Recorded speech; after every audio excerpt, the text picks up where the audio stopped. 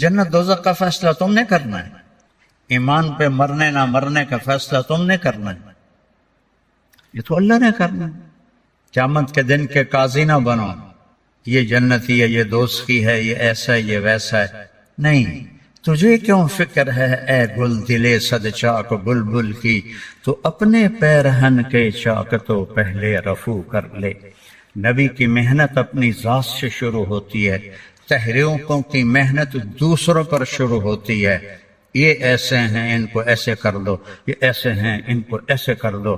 اور نبی کہتا ہے وَأُمِرْتُ أَنْ أَكُونَ أَوَّلَ مَنْ أَسْلَمَ وَلَا تَكُونَنَّ مِنَ الْمُشْرِكِينَ۔ میرا رب مجھے کہہ رہا ہے کہ پہلے میرے نبی آپ خود مسلم بن کے دکھائیں اور شرک سے پاک ہو کر دکھائیں۔ میں اسلام کا داعی ہوں۔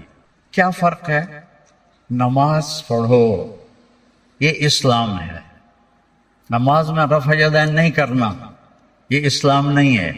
اب یہ کسی مکتب فکر کی دلالت ہے۔ نماز پڑھو، یہ اسلام ہے۔ سورۃ فاتحہ کے بغیر نماز نہیں ہوتی، یہ اسلام نہیں ہے، یہ ایک مکتب فکر کی دعوت ہے۔ ان الدین عند اللہ الاسلام، اپنا معیار اسلام بناؤ۔ الحمد للہ الذی لیس کمثلہ شیء وهو السمیع البصیر المتعالی عن الشریک والشبیہ والبدیل والنظیر، لیس کمثلہ شیء وهو السمیع البصیر۔ واشهد ان لا الہ الا اللہ وحدہ لا شریک لہ واشهد ان سیدنا ومولانا محمدا عبدہ ورسولہ۔ اما بعد، میں جب اندر آیا تو صاحب نے آپ سب سے کہا کہ کھڑے ہو کر میرا استقبال کیا جائے اور تالیاں بجائی جائیں۔ یہ دونوں باتیں انہوں نے بہت غلط کی ہیں۔ تو من احب ان یقوم لہ الناس فلیتبوأ مقعدہ من النار۔ حضرت معاویہ رضی اللہ تعالیٰ عنہ اپنے دربار میں تشریف لائے تو لوگ کھڑے ہو گئے، تو انہوں نے یہ حدیث بیان فرمائی اللہ کے نبی کی۔ تو اگرچہ مجھے تو پسند نہیں ہے یہ بات، اس لیے تو میں نے سامنے کاٹا پھیر دیا ہے۔ اور یہ تالیاں بجانا بھی ہمارا دستور نہیں ہے، یہ ہمارا طریقہ نہیں ہے۔ آپ اپنے آپ کھڑے ہو جاتے وہ ایک الگ بات، آپ کو کھڑا کیا گیا۔ نہ تو میں کوئی صدر ہوں نہ بادشاہ ہوں، وَإِنَّنِي مِنَ الْمُسْلِمِينَ، میں ایک عام مسلمان ہوں۔ تو اس قسم کی جو رواجی چیزیں ہیں یہ ہمارے حفلات میں نہیں ہونی چاہیے۔ دوسرا، جو یہ ہال کے مالک ہیں عمران صاحب اور ان کے بھائی، یہ انہوں نے ہماری ضیافت کی ہے، ہم سب ان کے شکر گزار ہیں کہ انہوں نے اتنی محبت سے یہ سارا انتظام کیا فی سبیل اللہ۔ اللہ ان کو اس کی بہت بہتر جزا نصیب فرمائے گا۔ آپ بھی ان کے لیے دعا کریں۔ من لم یشکر الناس لم یشکر اللہ، جو انسانوں کا شکر ادا نہیں کر سکتا وہ اللہ کا بھی شکر ادا نہیں کر سکتا۔ اگر کوئی ہمارے ساتھ اچھا کرتا ہے تو اس کی شکر گزاری دل کھول کے کرنی چاہیے۔ خوش آمد حرام ہے، اور کسی کی صفت پر اس کی تعریف نہ کرنا یہ بخل ہے،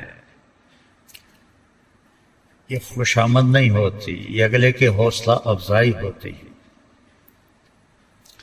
آپ لوگ اب ایک مخصوص ماحول، ایک چار دیواری، اس کے اندر بندھے ہوئے باہر نکل رہے ہیں جیسے پنجرے سے پرندہ نکلتا ہے یا کٹہرے سے کوئی چیتا شیر نکلتا ہے، وہ قلع بازیاں کھاتا ہے اور اپنے آزاد ہونے پر بڑی خوشی مناتا ہے.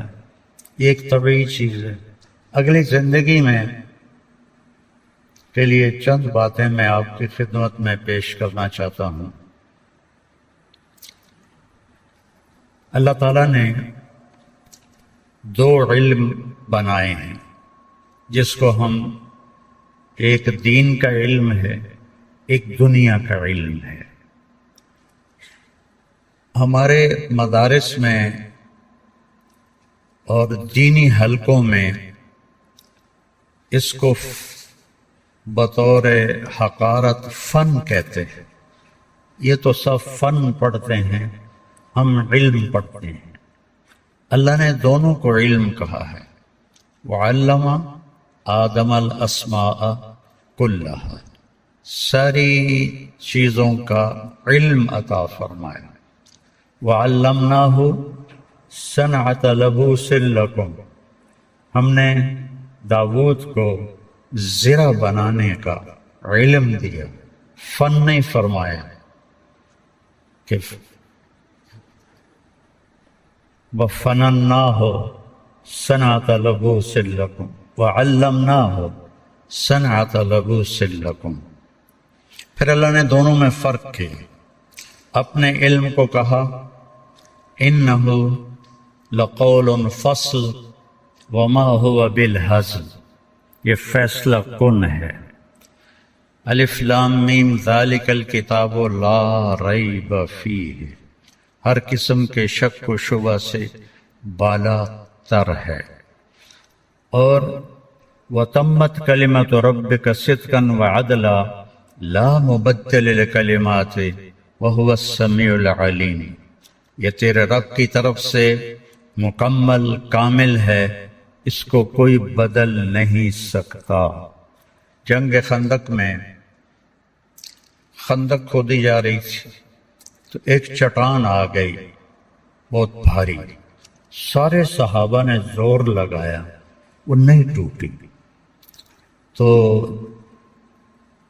حضرت سلمان فارسی کی تجویز تھی کہ خندق کھودی جائے. تو جس حصے میں وہ خندق کھود رہے تھے، حصے تقسیم ہو گئے تھے، اسی میں وہ چٹان آئی. سب نے زور لگا لیا، چٹان نہیں ٹوٹی. تو سلمان فارسی حاضر خدمت ہوئے، یا رسول اللہ، ایک چٹان آڑے آ گئی ہے، ٹوٹ نہیں رہی. اس وقت آپ کے پیٹ پہ 2 پتھر بندھے ہوئے تھے. تو آپ نے کدال اٹھائی اور خندق میں اترے اور ایسے اٹھائی نا تو کہا تمت کلمۃ ربک صدقا وعدلا، یہاں تک پڑھا اور ایک ضرب لگائی تو اس کا ایک حصہ ٹوٹا، اس سے چنگاری نکلی. تو آپ نے فرمایا فتحت قصور الروم ورب الکعبہ، رب کعبہ کی قسم، روم کے محل فتح ہو گئے. تو صحابہ نے خوشی سے تکبیر پڑھی اور منافقین ہنستے ہنستے دورے ہو گئے. ابو سفیان کے ڈر سے خندق کھود رہے ہیں اور سپر پاور پیٹ پہ پتھر بندھے ہوئے ہیں اور سپر پاور کی فتح کے خواب دیکھ رہے ہیں. پھر آپ نے دوبارہ اٹھائی تمت کلمۃ ربک صدقا وعدلا لا مبدل لکلماتہ، اور پھر ایک ضرب لگائی تو اس کا ایک اور حصہ ٹوٹ کے گرا اور اس میں سے چنگاریاں نکلی.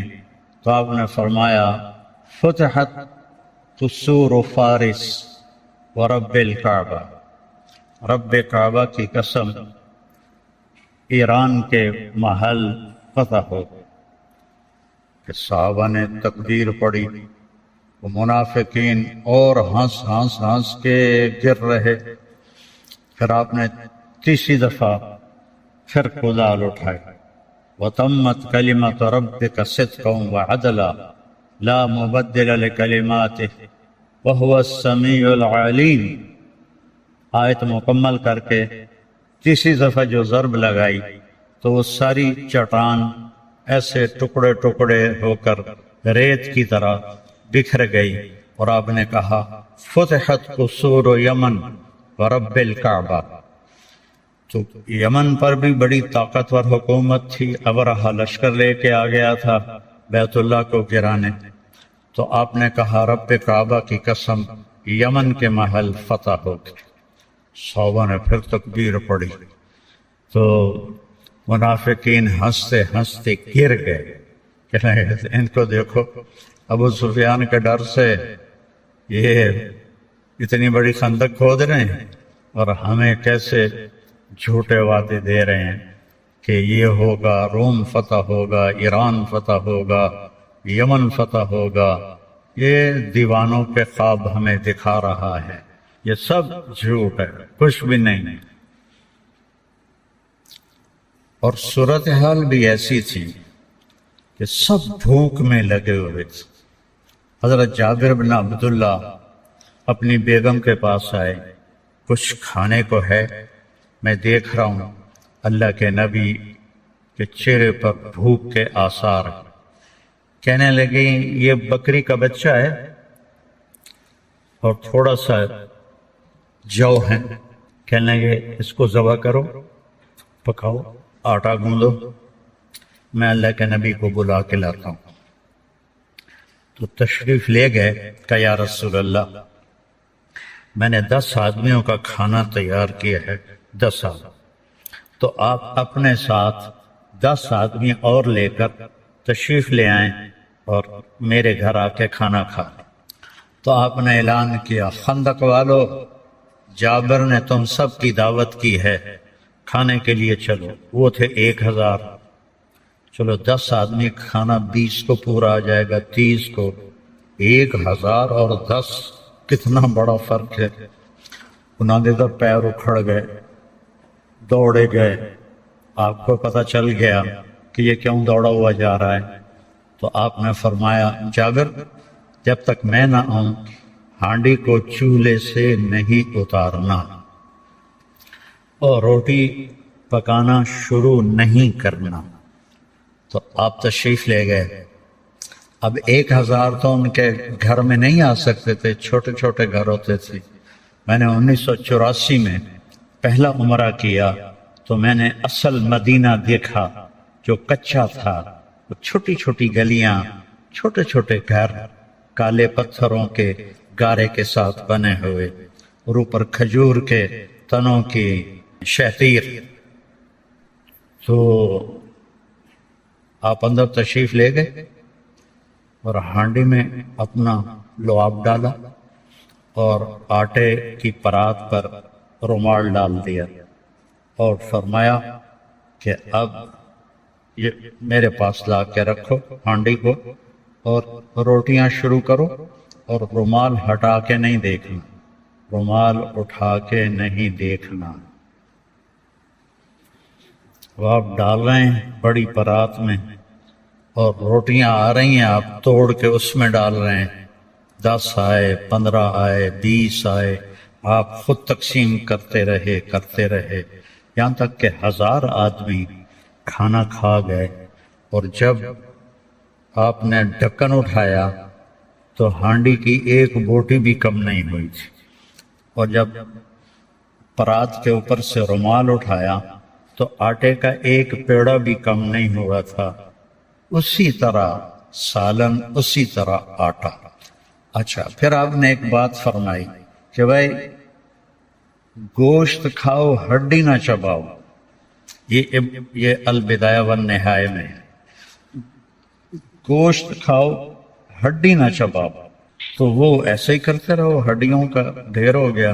تو ہم نے کہا یہ ہڈیاں جمع کر کے اسی تھال میں رکھ دیں جس میں کھانا کھا رہے تھے۔ تو آپ نے تھال کے کناروں پہ ہاتھ رکھا اور ایسے دعا مانگنا شروع کی۔ دعا مانگتے رہے کہ اچانک وہی ہڈیاں پھر وہی بکری کا بچہ بن کے کھڑا ہو گیا۔ تو جابر رضی اللہ عنہ کی بھی آنکھیں پھٹ گئیں، اور جو باقی بیٹھے تھے وہ کہنے لگے لو جابر، ہمیں تو اللہ نے کھلایا اور اللہ نے پلایا، تجھے اجر دے دیا، جا سالن بھی لے جا اور یہ بکری کا بچہ بھی لے جا۔ جب اس کو کان سے پکڑ کے اندر لائے تو ان کی بیوی ایک دم ایسے ہوئی، وہی کہ دعا آ گیا تو ہنے کویا ہے تے کھاتا ہے، یہ کہ دعا آ گیا۔ فرمایا اللہ کے نبی کی دعا سے اللہ نے اسے دوبارہ زندہ فرما دیا۔ تو تمت کلمت ربک صدقا وعدلا انہ لقول فصل وما هو بالہزل لا تبدیل لکلمات اللہ لا مبدل لکلماتہ لا ریب فیہ۔ یہ اللہ نے اپنے علم کے بارے میں فرمایا، جس میں اللہ نے آپ لوگوں کو آپ کی جوانی کے ایام کو قبول فرمایا۔ جو انسانوں کا علم ہے، جس کو ہم فن کہتے ہیں، یہ حقارت کا بول ہے، اور کوئی لفظ بھی ایسا نہ بولو جس سے کسی کی حقارت ٹپکتی ہو۔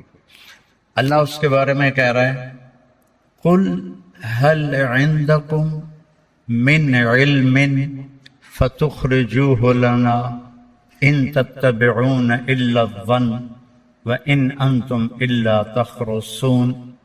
قل هل عندکم من فن نہیں من علم، تمہارے پاس جو علم ہے دکھاؤ مجھے، جو ہم سیکھتے ہیں نا، یا جو اسکولوں میں، کالجوں میں، یونیورسٹیز میں جتنے بھی علوم پڑھائے جا رہے ہیں، ان کو اللہ نے علم ہی کہا ہے، فن نہیں کہا، لیکن دونوں کو الگ کیا کہ یہ وہ علم ہے جو لا ریب فیہ ہے، جو لا تبدیل لکلمات اللہ ہے، جو لا مبدل لکلمات۔ لا تبدیل، یہ تبدیلی قبول ہی نہیں کرتے، لا مبدلہ، ان کو کوئی تبدیل کر بھی نہیں سکتا، نہ ان کے اندر یہ صلاحیت ہے کہ یہ تبدیل ہو جائیں، یہ تبدیل نہیں ہوتے، نہ کسی میں یہ صلاحیت ہے کہ ان کو تبدیل کر سکے۔ اس طرح اس کو اللہ نے محکم بنایا۔ ہمارے بچے اسکولوں میں پڑھتے ہیں، کالجوں میں، یونیورسٹیز میں، کوئی باہر جاتا ہے، اس کو اللہ کہہ رہا ہے قل هل عندکم من علم، جو تمہارے پاس علم ہے فتخرجوہ لنا، من ذرا دکھاؤ تو صحیح، دسو تو صحیح، ان تتبعون الا الظن، تمہارے علم کی بنیاد محکم نہیں، گمان پر ہے، تمہارے علم کی بنیاد گمان پر ہے۔ وَإِنْ أَنْتُمْ إِلَّا تَخْرُصُونَ، اور تمہارے علم کی بنیاد اندازوں پر ہے، ایسا ہوگا، ایسا ہو جائے گا۔ اور اللہ کا جو علم ہے محکم، پکا ٹھکا ہے۔ انسانی علم اللہ جب چاہے تبدیل کر دے۔ آگ جلاتی ہے، یہ علم ہے، مشاہدے کا علم ہے۔ ابراہیم علیہ السلام کو ڈالا گیا، اوپر سے حکم آیا کونی بردن و سلامن علی ابراہیم، ہزاروں سال کے علم کو اللہ نے پلٹا کے رکھ دیا۔ بچہ مرد اور عورت کے ملنے سے پیدا ہوتا ہے، اور مریم کو اللہ تعالیٰ نے بغیر شادی کے، بغیر نکاح، بغیر شادی کے عیسیٰ علیہ السلام عطا فرما دی۔ فتمثل لها بشرا سویا، ایک خوبصورت انسان کی شکل میں جبرائیل آئے، انی اعوذ بالرحمن منک ان کنت تقیا، میں اللہ کی پناہ مانگتی ہوں تیرے شر سے۔ وہ کہنے لگے ڈرو نہیں، میں انسان نہیں، انما انا رسول ربک، میں فرشتہ ہوں، تو میرے پاس کیا لینے آئے ہو؟ لأہب لک غلاما زکیا، آپ کو ایک بہت پاکیزہ بچہ اللہ دینے والا ہے۔ انا یکون لی غلام، بھلا مجھے بیٹا ہو سکتا ہے؟ لم یمسسنی بشر، میں نے تو شادی نہیں کی، ولم اکو بغیا، اور میں بدکار نہیں۔ اور بیٹا ہونے کے دو راستے ہیں، ایک حلال ہے جو شادی سے ہوتا ہے، ایک حرام ہے جو بغیر شادی کے ہوتا ہے۔ تو تو حرام میں کر نہیں سکتی، شادی میری ہوئی نہیں تو مجھے کیسے بچہ ہوگا؟ قال كذلك قال ربك هو علي هين، مریم یہ تو مسئلہ ہی کوئی نہیں، بولے نجعلہ آیۃ للناس، وہ تیرے رب کی نشانی بنے گا، وکان امرا مقضیا، وہ تو تیرے دنیا میں آنے سے پہلے ہی فیصلہ ہو چکا تھا کہ تجھے بن خامن کے اللہ بیٹا دے گا۔ اب وہ آگے بڑھے، وہ ڈر کے پیچھے ہٹے تو کہنے لگے ڈرو نہیں، ڈرو نہیں، میں بشر نہیں ہوں، انسان نہیں ہوں، ڈرو نہیں۔ لیکن اب وہ ایک انسان کو دیکھ رہی ہیں تو ڈرتے ہوئے پیچھے ہٹ رہی ہیں اور وہ آہستہ آہستہ آگے بڑھ رہے ہیں۔ تو وہ ڈرتے ڈرتے پیچھے ہٹتے ہٹتے دیوار کے ساتھ لگ گئے۔ اب اس سے آگے تو جانے کا کوئی راستہ نہیں تھا، تو جبریل تسلی دیتے ہوئے آتے گئے آتے گئے آتے گئے، یہاں تک کہ ان کے یہاں سے پکڑا کرتے کو، یہاں سے جسم کو ہاتھ نہیں لگایا، ان کے کرتے کو یہاں سے پکڑا، اسے یہ کھلے ہوتے تھے یہ، اور یوں کر کے اپنی طرف ایسے پھونک ماری، یہاں پھونک ماری، فنفخنا فیہ من روحنا صدقت بکلمات ربها وکتبہ وکانت من القانتین۔ تو ایسے انہوں نے پھونک ماری، فحملتہ، ساتھ ہی حمل ہو گیا، فانتبذت بہ مکانا قصیا، اور ساتھ ہی وہ ایک دور جگہ پہ تشریف لے گئے، فأجاءها المخاض إلى جذع النخلة، اور اس کے ساتھ ہی درد ذیل شروع ہو گیا، اور ایک کھجور اوپر سے کٹی ہوئی، صرف اس کا تنا کھڑا ہوا، اس سے ٹیک لگائی اور بچہ پیدا ہو گیا۔ یا لیتنی مت قبل هذا وکنت نسیا منسیا، آئے میں مر جاتی، لوگ میرا مرنا بھی بھول جاتے، میرا دنیا میں آنا بھی بھول جاتے۔ فناداہا من تحتہا، اب سامنے نہیں آئے، اب بے پردگی تھی تو پیچھے سے کہا، لا تحزن قد جعل ربک تحتک سریا، فکر نہ کر، یہ چشمہ اللہ نے نکال دیا ہے، فکلی واشربی وقرری عینا، پی اور کھا کیسے کہ وہ کھجور ایک واحد درخت ہے، اوپر سے کاٹو مر جاتا ہے، باقی درخت تو اوپر سے کاٹو نیچے سے شاخیں نکال لیتا ہے، کھجور اوپر سے کٹ جائے ختم ہو جاتا ہے۔ تو کہنے لگے جبریل اس تنے کو ذرا ہلاؤ، حضرت مریم نے ہلایا تو اس کے اندر سے تر و تازہ کھجوریں ان کے سامنے گر پڑیں۔ میں کلی واشربی، مریم دیکھو بغیر پتوں کے اللہ نے کھجور میں سے پھل دے دیا، ایسی تجھے بن خامن کے اللہ نے بیٹا دے دیا۔ تو اللہ ہمارے علم کو اس لیے کہہ رہا ہے ان تتبعون الا الظن وان انتم الا تخرصون، تمہارے پاس اندازے ہیں اور تمہارے پاس اپنی گمان ہیں۔ تو اب لوگوں کو اللہ تعالیٰ نے قول فصل میں لگایا، قول فصل، اور اللہ کے نبی نے آپ کو ورثۃ الانبیاء فرمایا۔ نبی وراثت کا، وارث کا کیا کام ہوتا ہے؟ وراثت کو سنبھالنا بھی، پھیلانا بھی، سنبھالنا بھی، بڑھانا بھی، پھیلانا بھی۔ آپ کے ذمہ اللہ نے یہ ایک کام لگایا ہے جس کو تبلیغ میں کہا بھی جا رہا ہے، کیا بھی جا رہا ہے، اور غریب لوگ زیادہ تر دھکے کھا رہے ہیں۔ پچھلے ہفتے 2 جماعتیں تھیں، ایک بلوچستان کی تھی اور ایک ڈھوٹ کی سندھ کی، سارے غریب لوگ، ایک معذور تھا ایک ٹانگ سے، 1 سال پیدل چل رہی تھیں، متوازی جماعتیں 1 سال پیدل چل رہی تھیں۔ تو اللہ تعالیٰ نے ایک حجت قائم کر دی کہ آپ نبی کے وارث ہیں، اب آپ نے جانا ہے تو آپ کو مختلف مکاتب فکر ملیں گے، کسی کا نام بریلوی ہے، کسی کا نام دیوبندی ہے، کسی کا نام اہل حدیث ہے، کسی کا نام شیعہ ہے، کسی کا نام وہ مماتی ہے، کسی کا نام حیاتی ہے۔ یہ بے شمار قسم کے افکار آپ کو ملیں گے، اور ہر ایک مکتب فکر وہ شدت میں ہے، اور دوسرے کی نفی، اور نفی نہیں نفرت۔ اگر آج کے ماحول اور علماء کو دیکھو گے تو آپ بھی متاثر ہو جاؤ گے، کسی نہ کسی کے پیچھے پڑ جاؤ گے آپ۔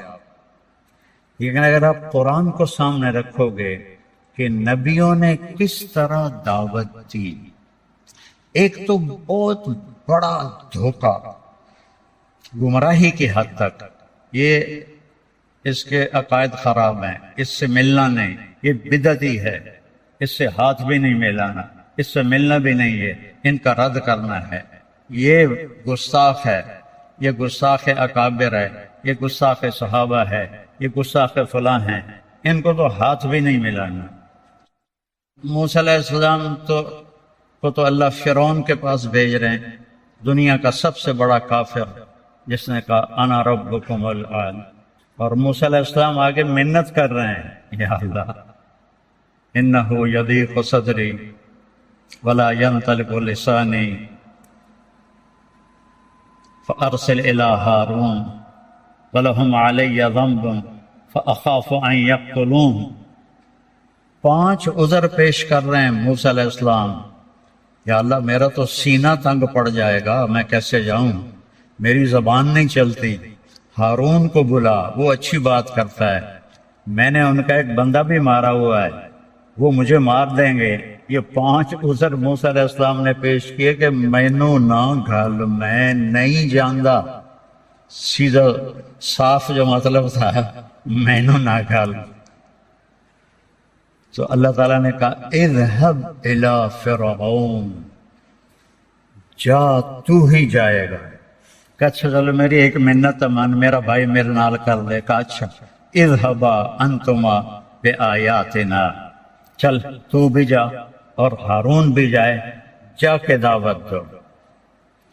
هل لك الى ان تزکا واهدیک الى ربک فتخشى، تو قرآن پڑھو، قرآن پڑھو کہ کس طرح نافرمان اور اللہ سے دور اور اسلام سے دور لوگوں کو کس طرح قریب کرنا ہے، پھر تو تمہیں صحیح تصویر نظر آئے گی۔ تم کو فلاں ہمارے اکابر ہیں، انہوں نے یہ کیا، فلاں اکابر نے یہ کیا۔ اب ہم اکابر کو دیکھیں کہ مولوی طارق جمیل کو دیکھیں، تو میں تو کہہ رہا ہوں مجھے دیکھو ہی نہیں، قرآن کو دیکھیں۔ یا قوم اعبد یا قوم، پہلا لفظی محبت کا، یا قوم، یا قوم، یا ابت، یا ابت، یا ابت۔ ابراہیم علیہ السلام کس پیار سے بات کر رہے ہیں، یا ابت، یا ابت۔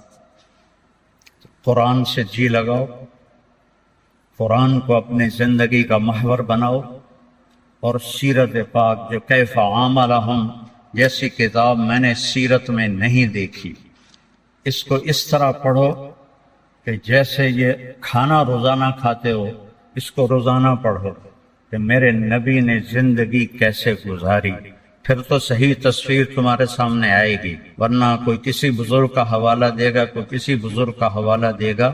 اکابر امت قابل احترام ہوتے ہیں، قابل اتباع صرف اللہ کا رسول ہے، صرف اللہ کا رسول ہے اور ان کے صحابہ ہیں جن کی اللہ نے جنت کی گواہی دی، کُلًّا وعد اللہ الحسنى اور ان الذین سبقت لهم منا الحسنى اولئک عنہا مبعدون۔ یہ گواہی اللہ نے کسی اور کے لیے نہیں دی، تو ان کی سیرت کو سامنے رکھو تاکہ تم مسلم بن کے رہو، مومن بن کے رہو، موحد بن کے رہو، داعی بن کے رہو۔ میں نے علماء دیوبند کی تحقیق کو اصح جانا ہے، دوسروں کو غلط نہیں کہتا ہوں، میرے لیے وہ زیادہ صحت کے قریب ہے تو میں اس کو اتباع کرتا ہوں، لیکن میں اس کا داعی نہیں ہوں، میں اسلام کا داعی ہوں۔ کیا فرق ہے؟ نماز پڑھو، یہ اسلام ہے۔ نماز میں رفع یدین نہیں کرنا، یہ اسلام نہیں ہے۔ اب یہ کسی مکتب فکر کی دلالت ہے۔ نماز پڑھو، یہ اسلام ہے۔ سورۃ فاتحہ کے بغیر نماز نہیں ہوتی، یہ اسلام نہیں ہے، یہ ایک مکتب فکر کی دعوت ہے۔ تو نماز ایک ایسی بات ہے جو لوگوں کو کھینچے گی. دین، ان الدین عند اللہ الاسلام، اپنا معیار اسلام بناؤ، اسلام بناؤ. ممبر پر بیٹھو، اسلام کی دعوت دو، کبھی کسی کے خلاف بات نہ کرو، کبھی کسی کا نام لے کر ممبر سے اس کی برائی نہ کرو. میرے نبی نے 23 سال میں اپنے ممبر سے کبھی کسی کا نام لے کر اس کو برا نہیں کہا. اچھا تو کہا کہ فلاں بڑا اچھا ہے، لیکن وہ بہت برا ہے. ممبر سے عبداللہ بن ابی کا بھی نام نہیں لیا. ہمارے ماحول میں ہے، ہمارے خطیب دیوبندی ہوں، بریلوی ہوں، اہل حدیث ہوں، شیعہ ہوں، وہ چڑھائی کر رہے ہوتے ہیں، ساتھ ان کی آستینیں بھی اوپر جا رہی ہوتی ہیں اور رنگ بھی لال ہو رہا ہوتا ہے. بھائی وہ اپنا جوش نکالتے ہیں. لوگوں کو تو کچھ بھی نہیں پتہ چلتا کہ یہ مولوی صاحب نے کیا کہا ہے اور کیا کہنا چاہتے ہیں. قرآن پیش کرو، حدیث پاک پیش کرو، نبی کی سیرت سے متاثر کرو، صحابہ کی سیرت سے متاثر کرو، خود بھی متاثر ہو اور اوروں کو بھی متاثر کرو. ایک حیات الصحابہ کے مطالعے کا معمول بناؤ. جب کبھی میرا مطالعے کی ہمت تھی، ذوق تو اب بھی ہوئی ہے لیکن ہمت کوئی نہیں ہے. غم آرزو کا حسرت سبب اور کیا بتاؤں، میرے شوق کی بلندی، میری ہمتوں کی پستی، اب تو سوائے رونے کے اور کچھ بھی نہیں ہے. کبھی کبھی اپنی کتابوں کو دیکھ کے ان سے لپٹ جاتا ہوں اور رونا شروع کر دیتا ہوں کہ یا اللہ، میں نے تو کبھی سوچا بھی نہیں تھا کہ میری زندگی میں کوئی دن ایسا بھی آئے گا کہ میں مطالعہ نہیں کروں گا. اور آج سال ہا سال گزر گئے ہیں، ایک ورق کتاب بھی نہیں پڑھ سکتا ہوں کہ میرا سر پکڑا جاتا ہے، یہ جگہ بوجھل ہو جاتی ہے اور آنتیں کٹھی ہونا شروع ہو جاتی ہیں. اللہ کی مرضی ہے، راضی ہیں اس پر. تو میرے عزیزو، امت بن کے چلو، مسلم بن کے چلو، برے سے برے کو بھی سینے سے لگانا سیکھو. جب میں تلمبے میں طوائفوں میں کام کیا تو صرف بیٹی کہنے پر وہ رونے لگتی تھی کہ جی سانو تو ساڑے پیو کدی بیٹی نہیں آکھیا، تسی سانو بیٹی آندے. وہ طوائفوں کا چودھری وہ اور اپنی بیوی کے ساتھ کچھ سوال لے کر آیا تھا تو ڈیرے میں بیٹھا تھا. تو مجھے ملازم نے بتایا، میں نے کہا اس کو اندر بلا لا. تو میں نے میاں بیوی کو اندر بلایا اور جو سامنے ہمارا برآمدہ ہے اس میں بٹھایا. وہ اسی پر ہی روئے جا رہا. تو ساڈے جانو گھر سد لے، ساڈے جانو گھر بلا لے، ساڈے جانو گھر بلا لے. اسی پر ہی وہ اتنا گر رہا تھا کہ ان کو تو کوئی قریب سے نہیں گزرنے دیتا. پھر میرے نام کے ساتھ مولانا لگا ہوا ہے اور کیا القاب لگے ہوئے ہیں. تو اس نے اپنے گھر ساتھ، اپنے گھر بلا لے، اپنے گھر بلا لے. وہ جو میں نے ان کی مدد کی وہ ان کو تھوڑی نظر آئی، اور جو میں نے ان کو عزت دے کے گھر بلایا وہ ان کو بہت زیادہ نظر آیا. عزت دینا سیکھو، برے سے برے کو بھی عزت دینا سیکھو، محبت کرنا سیکھو. ہر مکتب فکر کے آدمی کو بازو پھیلا کے ملو. میرے باپ کو ایک دفعہ جو مل لیتا تھا نا، ساری زندگی یاد رکھتا تھا. ان کی عادت تھی وہ ایسے ملتے، آؤ بھائی آؤ بھائی آؤ. ہمارا ایک نائی تھا عبد الشکور، مرحوم فوت ہو گیا. تو ایک دن مجھ سے کہنے لگا، اب پہلے سنو، میں اس کے موت تک اس کا علاج میرے ذمہ، اس کے بچے اس بچیوں سب کی شادی میں نے کروائی، اس کو گھر بنا کے میں نے دیا، اس کا مہینے کا وظیفہ میری طرف سے مقرر تھا، پورے سال کی گندم میری طرف سے مقرر تھی، سب کی بیماریوں کا علاج میرے ذمہ تھا، اور جتنا بھی مجھ سے ہو سکتا تھا. مجھے کہتا ہے، مولانا صاحب تواڈے دیرے چ آون دی ہن چس مک گئی، تھوڑے دیرے آپ کے دیرے میں آنے کا مزہ ختم ہو گیا ہے۔ میں کہو کی ہویا ہے؟ اب آپ نے سن لیا نا میں کیا کر رہا تھا اس کے لیے، اور میرے باپ کیا کرتے تھے کہ جس لئے میں دیرے چمنا ہوں میاں صاحب دوروان دیان آؤ بھائی عبد الشکور آ گیا، آؤ بھائی عبد الشکور آ گیا۔ وہ بشیرہ وہ ہمارا کچن کا ملازم تھا ڈیرے کا، اگر صبح کا ٹائم ہوتا تو کہتے جا 2 بندیاں دا ناشتہ لے کے آ، وہ کھاتا بہت تھا۔ دوپہر کا وقت ہوتا تو کہتے 2 بندیاں دی روٹی لے کے آ، کہ وہ ماشاءاللہ کھانے کا بادشاہ تھا۔ میرے باپ کی اتنی خدمت تھی، روٹی کھلا دینا اور یوں ملنا، آؤ بھائی۔ وہ کوئی بڑا آ جائے ذمہ دار یا کوئی نائی تھا بیچارہ، آؤ بھائی عبد الشکور، کہنے لگا تھوڑے کو لاویدہ ہے، تھوڑا منہ ایدے ہوں ہے، مصافہ ایدے کر دے ہو، سارا مزہ ہی مک جانا۔ میں کہا تیری بیڑی تر جاوے، جیڑی میں تیری انج خدمت کرنا او تینوں یاد کوئی نہیں کہ وہ تو ٹھیک ہے، پر جڑا تو این کر کے مل دے ہو نا، ساری چس مک جانتی۔ تو ابتسام کا فی وجہ اخی کا صدقہ، مسکرا کے ملو، ہنس کے ملو، کوئی ہو، بریلوی ہو، دیوبندی ہو، شیعہ ہو، سنی ہو، مماتی ہو، حیاتی ہو، سلفی ہو، ایسے آؤ۔ جنت دوزخ کا فیصلہ تم نے کرنا ہے، ایمان پہ مرنے نہ مرنے کا فیصلہ تم نے کرنا ہے، یہ تو اللہ نے کرنا ہے۔ من کان آخر کلامہ لا الہ الا اللہ دخل الجنہ۔ اور کتنے لوگ ہیں جو زندگی بھر غفلت میں گزاری لیکن مرتے ہوئے کلمہ پڑھتے ہوئے دنیا سے گئے۔ تو اللہ نہ بنو، قیامت کے دن کے قاضی نہ بنو، یہ جنتی ہے، یہ دوزخی ہے، یہ ایسا ہے، یہ ویسا ہے، نہیں۔ تجھے کیوں فکر ہے اے گل دلے صد چاک بلبل کی، تو اپنے پیرہن کے چاک تو پہلے رفو کر لے۔ نبی کی محنت اپنی ذات سے شروع ہوتی ہے، تحریکوں کی محنت دوسروں پر شروع ہوتی ہے۔ یہ ایسے ہیں ان کو ایسے کر دو، یہ ایسے ہیں ان کو ایسے کر دو۔ اور نبی کہتا ہے وَأُمِرْتُ أَنْ أَكُونَ أَوَّلَ مَنْ أَسْلَمَ وَلَا تَكُونَنَّ مِنَ الْمُشْرِكِينَ۔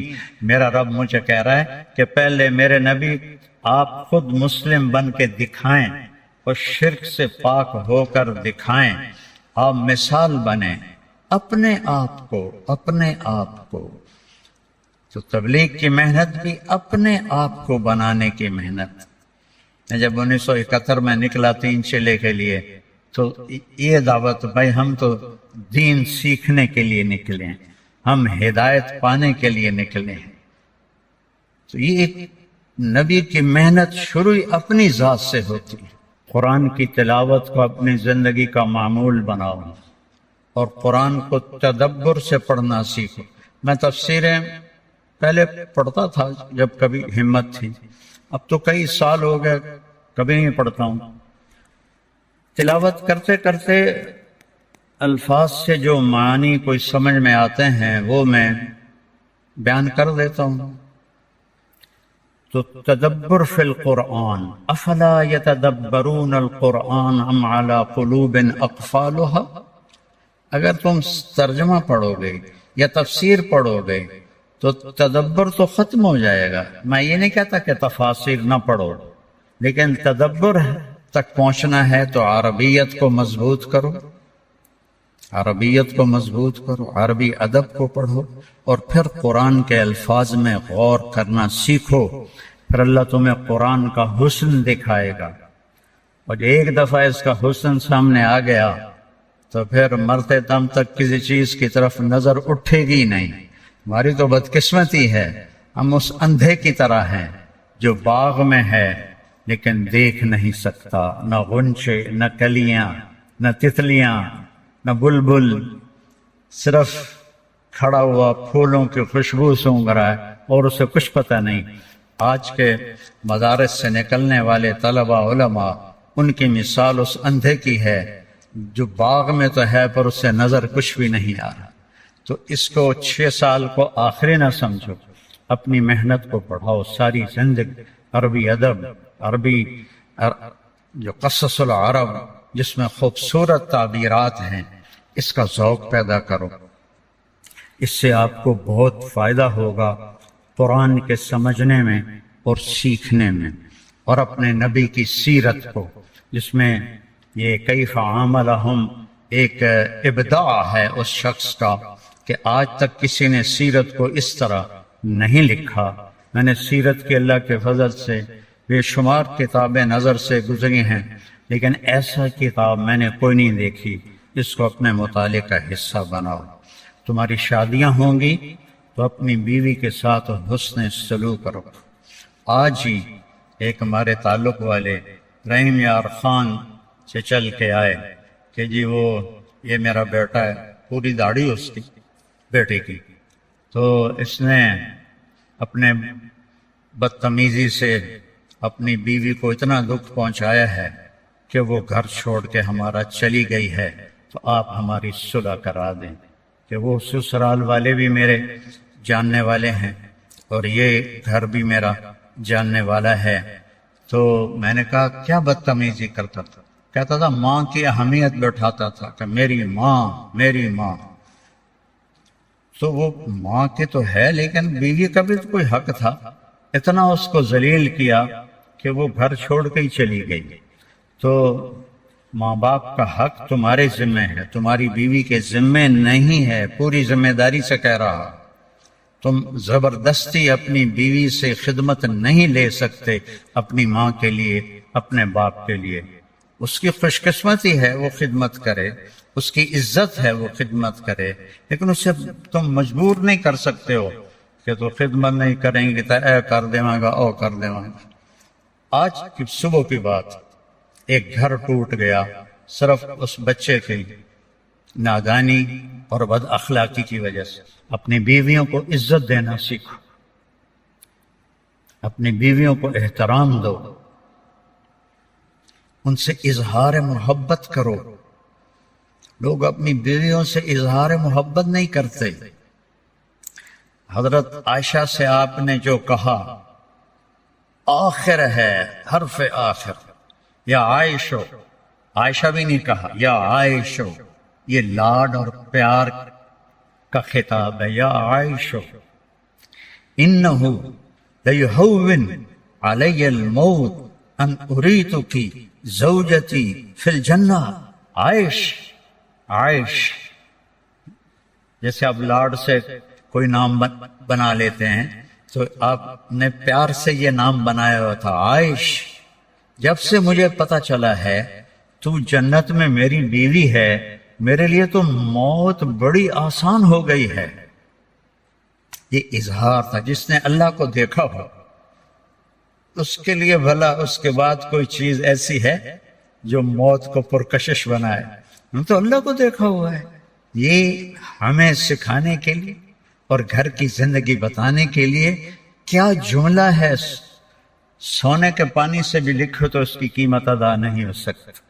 مجھے تو مرنا ہی آسان ہو گیا ہے جب سے پتا چلا ہے تو جنت میں میری بیوی ہے۔ تو اظہار محبت کرو اپنی بیویوں سے۔ کوئی اچھے کپڑے پہنے، تعریف کرو، بہت اچھی لگ رہی ہو۔ کھانا پکا کے لائے، ماشاءاللہ تو بہت بڑھیا کھانا بنایا ہے۔ حکیم ڈاکٹر عبدالحی صاحب حضرت تھانوی کے خلیفہ ایک مرید کے گھر کھانا کھانے گئے، ان کو کھانا بڑا پسند آیا تو انہوں نے اپنے مرید سے پوچھا کس نے پکایا؟ کہا جی میری بیگم نے پکایا۔ کہا اسے بلاؤ۔ وہ آ گئی، کہنے لگے بیٹی آپ کے ہاتھ کا کھانا کھایا، بہت بڑھیا تھا، بہت مہربانی۔ تو اس نے زاروں قطار رونا شروع کر دیا، زور زور سے۔ تو ڈاکٹر صاحب رحمہ اللہ نے فرمایا بیٹی رونے کی کیا بات ہے؟ میں نے تو کوئی ایسی بات نہیں کہی۔ کہ نہیں حضرت میں اس پہ نہیں رو رہی، میں اس پہ رو رہی ہوں کہ یہ جو آپ کے مرید بیٹھے ہیں، میں 30 سال سے ان کے گھر میں ہوں، 30 سال سے انہوں نے کبھی ایک دفعہ مجھے نہیں کہا کہ تو نے کھانا اچھا بنایا ہے، ایک دفعہ بھی نہیں کہا۔ ہم سیرت بھول گئے ہیں، سیرت بھول گئے ہیں۔ پھر یہ جو ہماری جوائنٹ فیملی ہے سسٹم، یہ پہلے بہت اچھا تھا جب عزت احترام کا سب کا اپنے اپنی جگہ پہ تھا۔ اب تعلیم نے ہر چیز اتھل پتھل کر دی ہے، اور اس سوشل میڈیا نے ہر چیز کو تباہ و برباد کر دیا ہے۔ تو اب یہ ایک وبال جان بن گیا ہے، ایک مصیبت بن گیا ہے۔ بیوی سے کوئی کمی بیشی ہو تو اپنے ماں باپ کی حفاظت کرو، ماں باپ کوئی کمی بیشی کرنے لگیں تو اپنی بیوی کی حفاظت کرو۔ یہ ہمارے گھروں کا دستور ہے۔ تو تم بچے ہو، جذبات میں آ کر کبھی ماں کی بات سنی، کبھی باپ کی بات سنی، کبھی بہنوں کی بات سنی۔ خاص طور پر بہنوں کا کردار بہت خطرناک ہے ہمارے معاشرے میں، دکھ سے کہہ رہا۔ وہ ایسے کان بھرتی ہیں کہ وہ ایک بیچاری لڑکی اپنے بھائی کے ساتھ ایک ٹوٹا ہوا موٹر سائیکل، اس پہ وہاڑی سے چل کے آئی، وہاڑی سے دونوں بہن بھائی آئے، کہا جی آپ سے بات کرنی ہے، میرا خاوند ہے، اس کی بہنیں میری شکایتیں لگاتی ہیں اور وہ میری پٹائی شروع کر دیتا ہے، مجھ سے پوچھتا ہی نہیں ہے کہ بات کیا ہے، مجھے مارنا شروع کر دیتا ہے، آپ کے بیان بڑے سنتا ہے، آپ اس کو سمجھا دیں تھوڑا۔ میں کہا بیٹی جن کو میں جانتا نہ ہوں یا شناسائی نہ ہو، وہاں میں گھر کے معاملات میں نہیں پڑتا، کیونکہ سننے والے کے دل میں جب تک میری بات کا وزن نہیں ہوگا وہ میری بات کو لے گا نہیں۔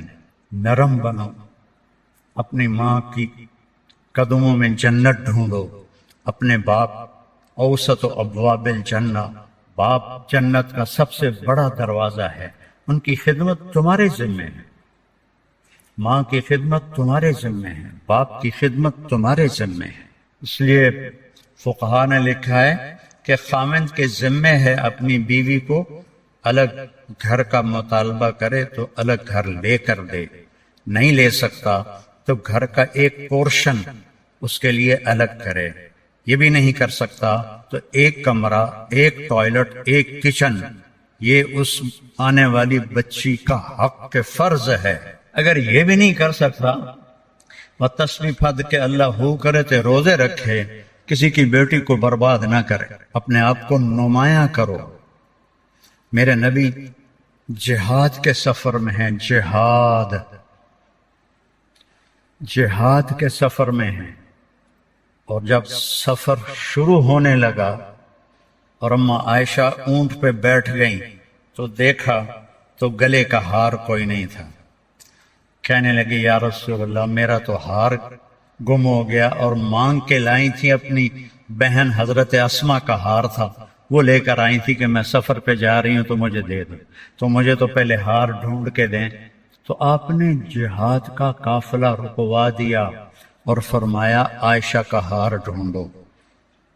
یہ بھی تو کہہ سکتے تھے ہار کی کیا حیثیت ہے، جہاد کا سفر ہے، ہمیں آگے جانا ہے یا واپس جا رہے ہوں گے، تو چھوڑو ہار کو، سب کو لگا دیا، ڈھونڈو۔ اور عصر کے قریب سفر تھا تو وہ مغرب ہو گئی، مغرب عشاء کٹھی پڑھ لی، سفر میں تھے اور پانی ختم ہو گیا اور فجر کا وقت داخل ہو گیا اور پانی کوئی نہیں۔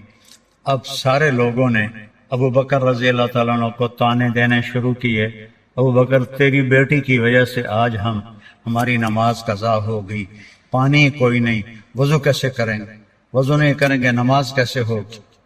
تو ابو بکر رضی اللہ عنہ غصے میں آئے حضرت عائشہ کے خیمے میں، تو اللہ کے نبی آپ کی گود میں سر رکھے ہوئے سو رہے تھے، وہ تو باپ تھے، اب وہ بول بھی نہیں سکتے، اللہ کے نبی سوئے ہوئے ہیں تو اپنا چہرہ بنا رہے ہیں،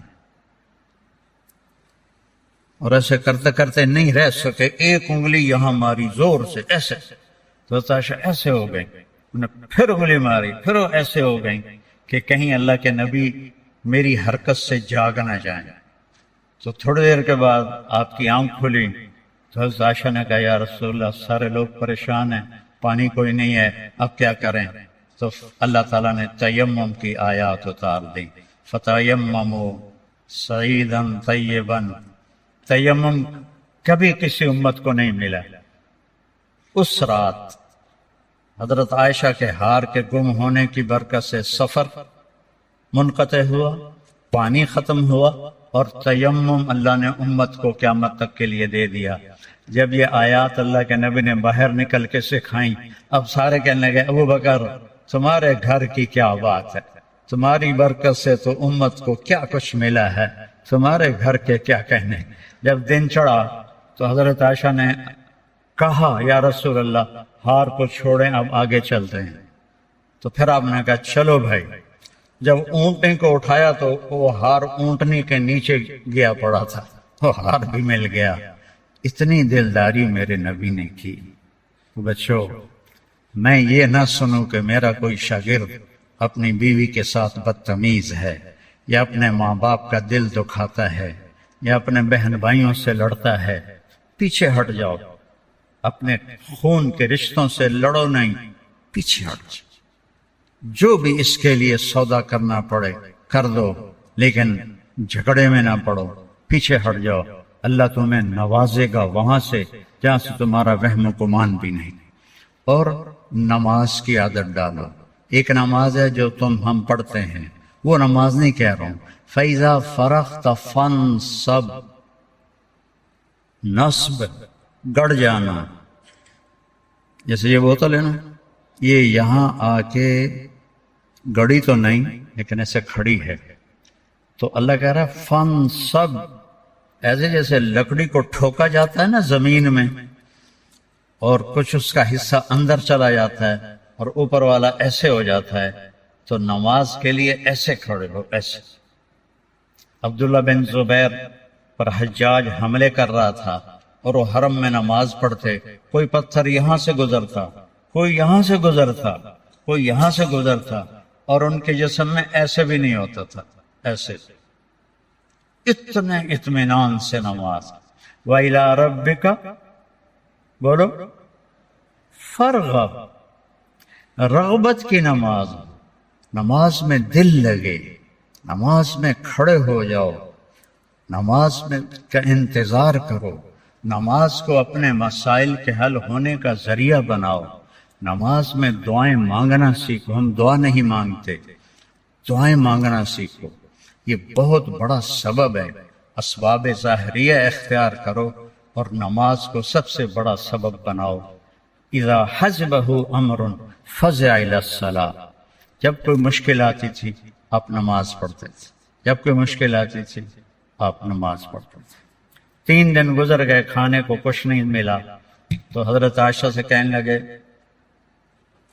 چلو آج میں اللہ سے جا کے بات کرتا ہوں۔ مسجد میں گیا، نفل شروع کر دی، ایک ستون کے پیچھے 2 نفل پڑھتے، پھر سلام پھیر کے دوسرا ستون، اللہ اکبر، پھر سلام پھیرا تیسرا ستون، اللہ اکبر، پڑھے جا رہے ہیں۔ اتنے میں حضرت عثمان آئے۔ اما جان اللہ کے نبی کہاں ہیں؟ ان کا 3 دن سے فاقہ تھا، اللہ سے مانگنے گئے، تو وہ زارو قطار رونے لگے، مجھے کیوں نہ کہا، عبد الرحمن بن عوف کو کیوں نہ کہا، ثابت بن قیس کو کیوں نہ کہا، یہ سارے مالدار تھے۔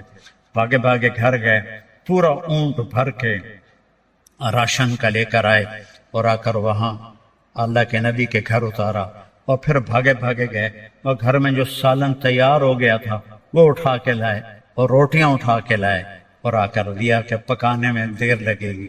جب اللہ کے نبی واپس آئے، پوچھا عائشہ کچھ ہوا؟ کہ یہ دیکھیں اللہ تعالیٰ نے سب کچھ کر دیا ہے۔ کہ یہ کون لایا ہے؟ کہ یہ عثمان لایا ہے۔ تو آپ نے ایسے ہاتھ اٹھائے، اے اللہ میں عثمان سے راضی ہوں، تو بھی اس سے راضی ہو جا۔ اے اللہ میں عثمان سے راضی ہوں، تو بھی اس سے راضی ہو جا۔ اے اللہ میں عثمان سے راضی ہوں، تو بھی اس سے راضی ہو جا۔ تو نماز کو اپنا وظیفہ بناؤ۔ یہ آج کل کے یہ سوشل میڈیا اور بہت سے ایسے نادان لوگ، یہ وظیفہ پڑھو، یہ وظیفے پڑھو، یہ پڑھو، یہ پڑھو، یہ سب فضولیات ہیں۔ سب سے بڑا وظیفہ نماز ہے اور دعا ہے۔ سب سے بڑا وظیفہ نماز ہے اور دعا ہے۔ باقی سب ڈکوسلے ہیں، میرے اوپر جادو ہو گیا ہے، میرے اوپر اثر ہے، میرے اوپر جنات ہیں، یہ سب عاملوں کی جیب گرم کرنے کے اسباب ہیں۔ یہ کچھ بھی نہیں ہے، سب بک بک ہے، سب بک بک ہے۔ کبھی اس چکر میں نہ پڑنا کہ میرے اوپر جادو کر دیا گیا ہے، میری بندش کر دی گئی ہے، اولاد کی بندش ہو گئی ہے، کاروبار کی بندش ہو گئی ہے۔ نماز جو موجود ہے، اللہ جو موجود ہے، تو کبھی عاملوں کے چکر میں نہیں پڑنا۔ کبھی جو وظیفے بتانے والے ہیں 1000 دفعہ یہ پڑھو، 1000 دفعہ یہ پڑھو، میرے سر میں درد ہے۔ اور ایک بزرگ کہنے لگے کہ آپ 1000 دفعہ سورہ اخلاص پڑھا کرو۔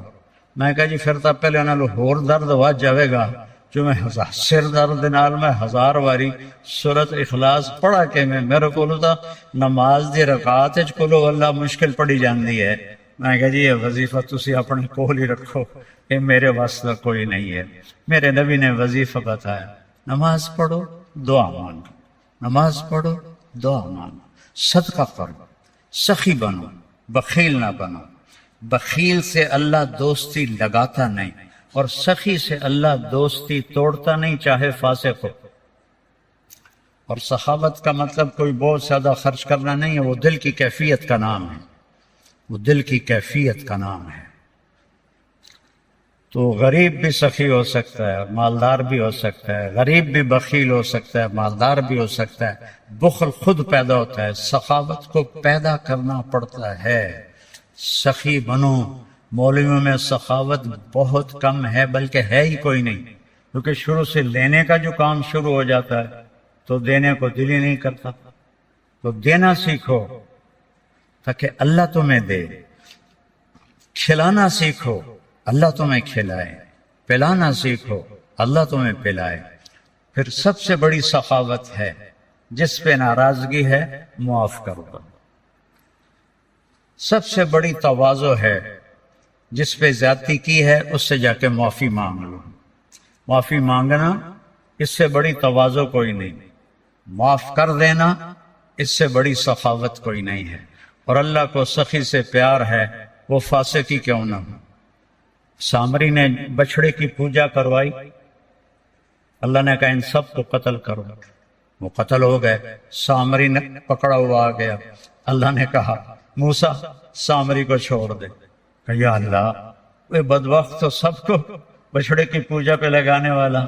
اللہ نے کہا سخی ہے، سخی کو قتل کرنا مجھے اچھا نہیں لگتا، یہ آپ ہی مر جائے گا۔ وہ بخار میں مر گیا۔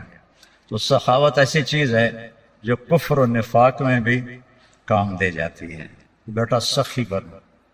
اور ایک سخاوت بتائیے جس پہ کوئی پیسے نہیں لگتے، معاف کرنا سیکھو، معاف کرنا سیکھو، درگزر کرنا سیکھو، اپنی کوتاہی کا کھل کے اعتراف کرو۔ جو معافی مانگنے آئے اس کے آگے منہ نہ بناؤ، اسے فوراً اپنے سینے سے لگاؤ۔ الا تحبون ان یغفر اللہ لکم۔ معاف کرنا سیکھو، معافی مانگنا سیکھو۔ اور نوافل میں تہجد کا اہتمام کرو۔ یہ شعار الصالحین ہے۔ آپ نوجوان ہو تو آپ 70 سے بھی آگے چلے گئے۔ تہجد کا اہتمام کرو۔ نوافل اس سر درد میں، اس سر درد میں میرے نفل کبھی چھوٹتے ہیں، ورنہ 40-50 نفل روزانہ پڑھتا ہوں۔ میری تہجد قضا نہیں ہوتی سوائے شدید تکلیف کے۔ پچھلے 30-35 سال سے اللہ نے مجھے تہجد کا پابند کیا ہوا ہے۔